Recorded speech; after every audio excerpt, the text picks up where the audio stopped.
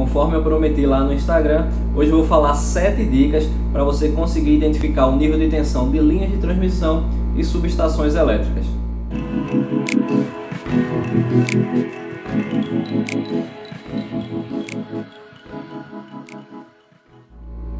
E aí pessoal, sejam bem-vindos a mais um vídeo aqui no canal SE em Foco. Meu nome é Luan, eu sou engenheiro eletricista e hoje a gente vai falar 7 dicas para você conseguir identificar o nível de tensão em linhas de transmissão e em subestações elétricas. Existe apenas um meio que eu considero que seja exato, tá? Um único meio onde você consegue saber exatamente qual é o nível de tensão de uma linha de transmissão ou de uma subestação elétrica, de uma instalação em geral. Mas aqui eu vou mostrar 7 dicas para vocês e vocês vão conseguir apenas visualmente ali identificar qual é o nível de tensão da subestação ou da linha de transmissão. Então, se você gosta desse tipo de conteúdo, já se inscreve aqui no canal, também segue a gente nas nossas redes sociais, lá no Instagram principalmente. A gente tem trazido um conteúdo muito interessante lá no Instagram também, é lá que eu faço essas enquetes, é lá que eu tiro várias dúvidas dos seguidores, então segue a gente no Instagram também. Então vamos lá, bora pro vídeo.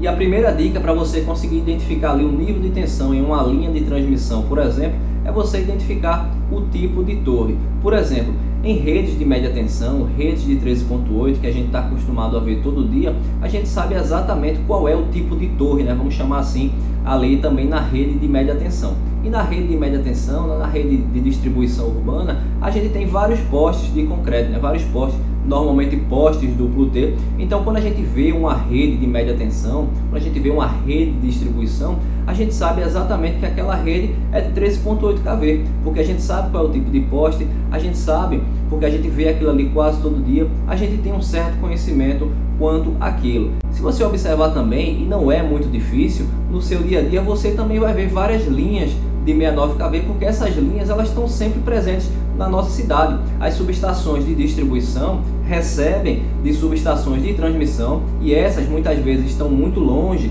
das capitais, mas as subestações de distribuição estão ali imersas no centro urbano. Então, essas subestações a gente está acostumado a ver também quase todo dia. E as linhas de 69 kV também. Então, se você observar bem, a linha de 69 kV, muitas vezes, né, pelo menos aqui onde eu vivo, né, aqui no Recife, aqui na região Nordeste de forma geral, a gente está acostumado a ver linhas de distribuição de 69 kV também com postes de concreto. São aqueles postes, aí normalmente postes cilíndricos, né, porque aí suporta o mesmo esforço em todas as direções. Então aqueles postes de concreto cilíndricos, eles são muito característicos também de linha de transmissão de 69 kV. Então normalmente se você vê esse tipo de poste, provavelmente aquela linha é de 69 kV. Algumas linhas podem ser de 88 kV, né, algumas localidades, algumas de 138 também utilizam esses postes, mas normalmente, pelo menos aqui onde eu vivo, essas linhas estão muito relacionadas ao nível de tensão 69 kV. Já linhas de transmissão de 230 kV, por exemplo, 500 kV, utilizam aquelas torres metálicas, torres onde você tem diversas mísulas, onde você tem vários braços ali, você tem espaço para o cabo para-raio. Se você já observou uma linha de transmissão, normalmente a gente vê ali em cima uma ou duas pontas para você colocar ali o cabo para-raio. Então essas linhas, nessas torres, na verdade, elas são características de linha de transmissão de alta ou extra alta tensão, né? 230 kV, 500 kV. Então, de forma geral, aí se você observar o tipo de torre, você provavelmente vai conseguir identificar ali. Se você tiver um pouquinho de experiência ou pelo menos observar um pouco mais, você vai conseguir identificar qual é o nível de tensão daquela linha de transmissão.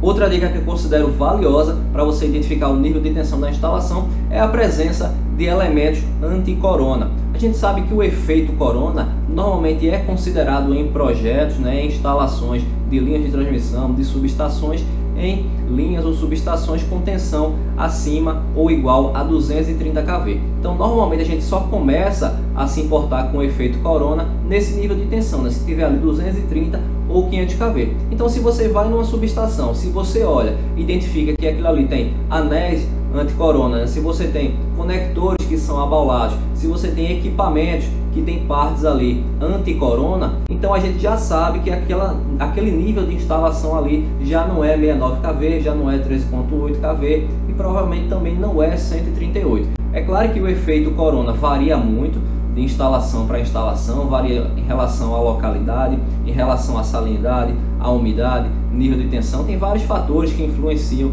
no efeito corona. Mas uma regra geral que normalmente é aplicada é que o efeito corona ele é considerado quase sempre ali a partir do 230 kV. Então se você vê em uma subestação ou em linhas de transmissão elementos anti-corona, então você vai provavelmente ali com uma certa certeza saber que aquilo ali é uma linha de transmissão, uma subestação 230 ou 500 kV. E a terceira dica, né, uma das que eu considero mais importantes das que eu vou falar aqui hoje, é você observar o número de isoladores de disco. É claro que hoje em dia esses isoladores não são mais tão utilizados. Geralmente, toda vez que eu faço um projeto, por exemplo, eu coloco sempre isoladores poliméricos, porque esses isoladores são baratos, são isoladores mais leves, então é muito mais fácil do instalador colocar esses isoladores, né, você conseguir levantar. Isso alivia também os esforços na torre, né, porque você tem menos peso. Então esses isoladores poliméricos eles vêm dominando o mercado. Mas existe uma infinidade de linhas de transmissão e subestações que ainda utilizam isoladores de disco, principalmente isoladores de vidro, tá? Tem alguns isoladores que são de porcelana, mas eu acho que a grande maioria, pelo menos das que eu vi, isoladores de disco, né? Isoladores concha-bola, isoladores concha-olhal, depende do tipo de isolador.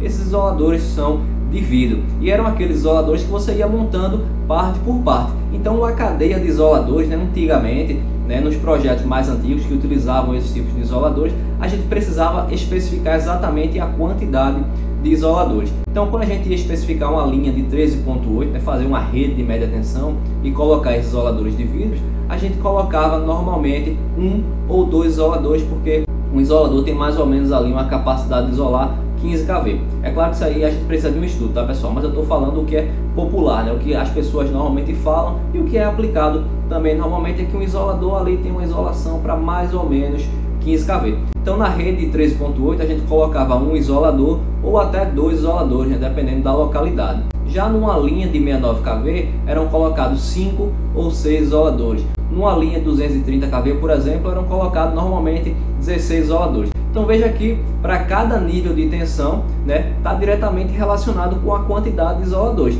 Então se você está andando na rua, se você vê uma rede ali com um isolador, naturalmente aquela rede vai ser uma rede de 13.8. Se você vê os 6 isoladores, provavelmente aquela rede ali, aquela linha de transmissão ou a subestação, ela vai ser de 69. Por quê? Porque para uma tensão maior, aqueles isoladores não vão suportar. Então se você vê os 16 isoladores, aquilo ali vai ser 230 kV. Se você vê mais isoladores, aquilo ali vai ser do 500 kV. Então veja que a quantidade de isoladores está diretamente relacionada com o nível de tensão. Então talvez essa dica que eu estou falando aqui para vocês seja a dica mais importante, né? A dica mais interessante para você conseguir identificar exatamente o nível de tensão, que é a quantidade de isoladores.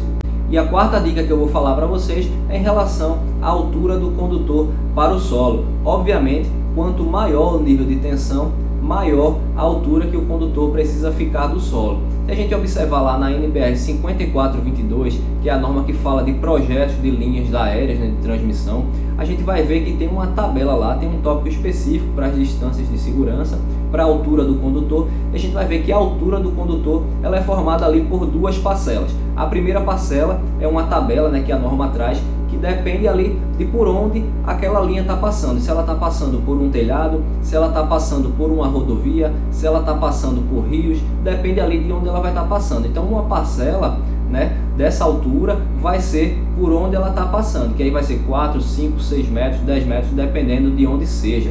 Mas a segunda parcela, ela está diretamente relacionada ao nível de tensão. Então a gente vai ver que a gente vai somar essas duas parcelas, né, a parcela do local e a parcela relativa ao nível de tensão. Então quanto maior o nível de tensão, maior vai ser a altura do condutor. Então quanto mais alto você vê aquela linha, você vai ter certeza que aquela linha de distribuição, aquela linha de transmissão ou até a subestação, porque subestações também seguem esse conceito, né, de quanto maior a tensão, maior a altura do condutor. Então quanto maior for isso, maior vai ser o nível de tensão daquela instalação.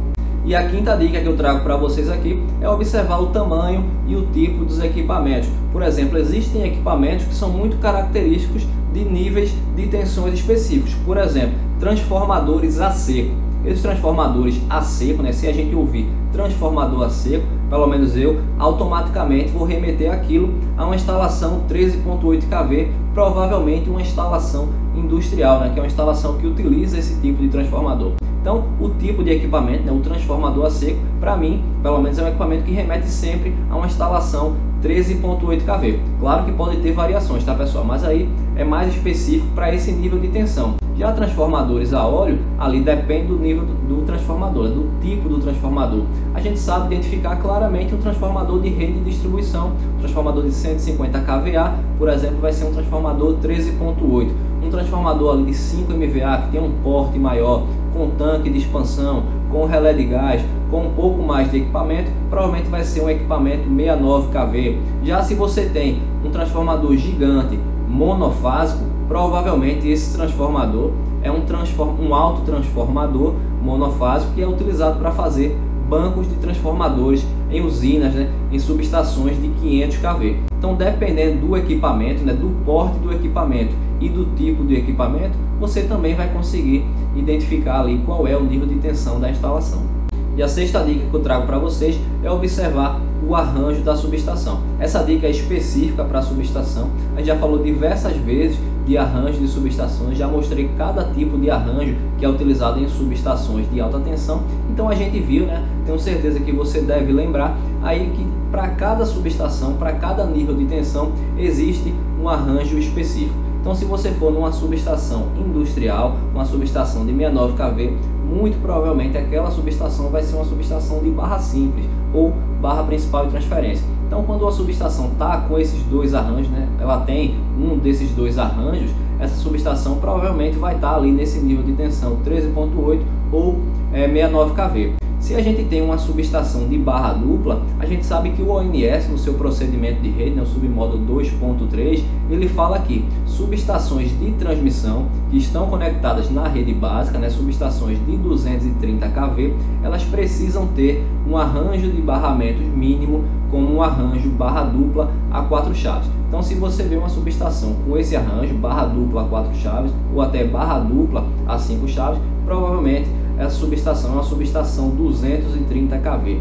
Já se você vê uma subestação disjuntor e meio, esse tipo de arranjo é um arranjo que é muito específico para subestações de 500 kV, subestações de transmissão, subestações que precisam de um elevado nível de confiabilidade, subestações que são enormes, né, que têm enormes terrenos, né, uma área muito grande, que tem distâncias de segurança muito grandes também. Então você vai ver que aí, dependendo do você vai ter ali um nível de tensão relacionado. E a sétima e última dica que eu trago para vocês é se envolver um pouco mais com subestações e também com linhas de transmissão, seja observando, seja estudando ou trabalhando na área. Eu, durante muito tempo, trabalhei na área de projetos, né, em empresas, já passei pela parte de obra também. Hoje estou mais envolvido com a parte de manutenção das subestações, e tanto na área de projeto, quanto na área de obra, quanto na parte de manutenção, eu sempre busquei muito observar e estudar aquela instalação. Porque, por exemplo, você tem para uma instalação de 69 um disjuntor diferente do disjuntor de 230 kV, que é diferente do disjuntor 500 kV, que é diferente do disjuntor 13.8 kV. O transformador de 13.8 ele é muito menor e muito mais simplificado do que um transformador de 69 kV, que é mais simples do que um transformador de 500 kV.